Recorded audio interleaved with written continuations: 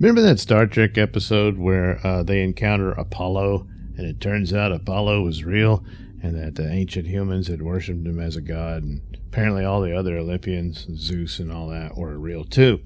And so his big green hand grabbed the Enterprise and all that, and he forced them down to this planet, and he said, "I expect you all to worship me," and all that stuff. Well, they did it again for this episode, but very, very different. And in a way, once again, only that the cartoon could do, because they could not have managed this with the special effects they had at the time for the original show. So basically, the Enterprise is flying along, and then they encounter this ship that suddenly surrounds itself with a holographic image of a winged serpent and claims to be Cuckoo Khan or Cuckoo Khan, I don't think that. Cuckoo Khan was an ancient Maya and Aztec god, and there you go. It's pretty much the same plot as that. Different things happen. Just so happens that Kirk has instead of Sulu, there's this guy Walking Bear. He says, "Oh wow, I recognize that. Because he was." From what was it, Comanche, I believe, and so he recognized this god and whatnot, and that's why he was there. So Kirk, Bones, Walking Bear, and Scotty are just teleported over to the alien ship where they're supposed to solve a riddle to understand how they're supposed to behave according to Cuckoo Khan. So they're basically in a holodeck. It shows all the structures and like the Aztec pyramid and stuff like that.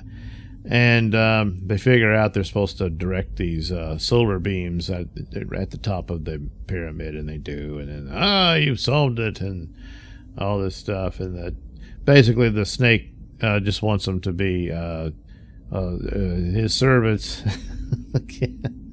So Kirk, same speech. We've outgrown you and all this stuff, but instead of breaking his heart with one of his sexy lieutenants or whatever, they just sort of talk it out and explain it. Meanwhile, the Enterprise is trapped, but Spock, of course, figures out how to get free, starts firing on the Cuckoo Khan's ship and all that, and that's about it. Eventually, Cuckoo Khan says, "Well, I guess you guys are better off on your own."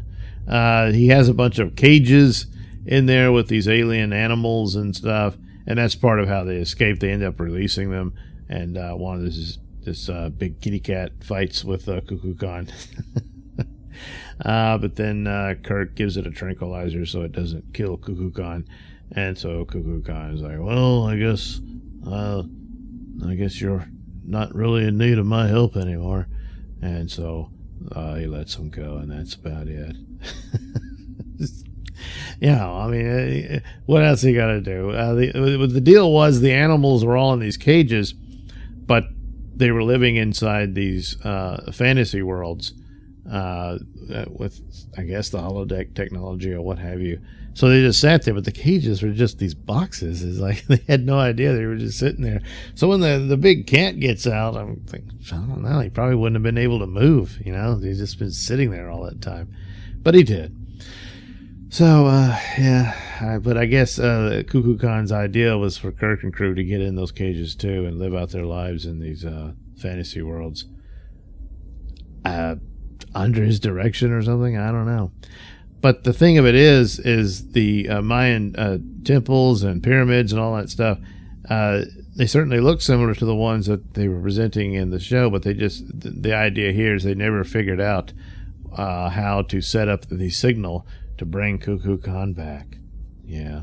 Instead they just, they're captured enemies. They would sacrifice them on the top of the pyramid and cut their beating hearts out and all that stuff. Apparently, the flying snakes. So I didn't want them doing that. But it just wasn't clear, So that's about it. Probably one of their weaker ones. Something about Apollo turning into a giant seemed to be better.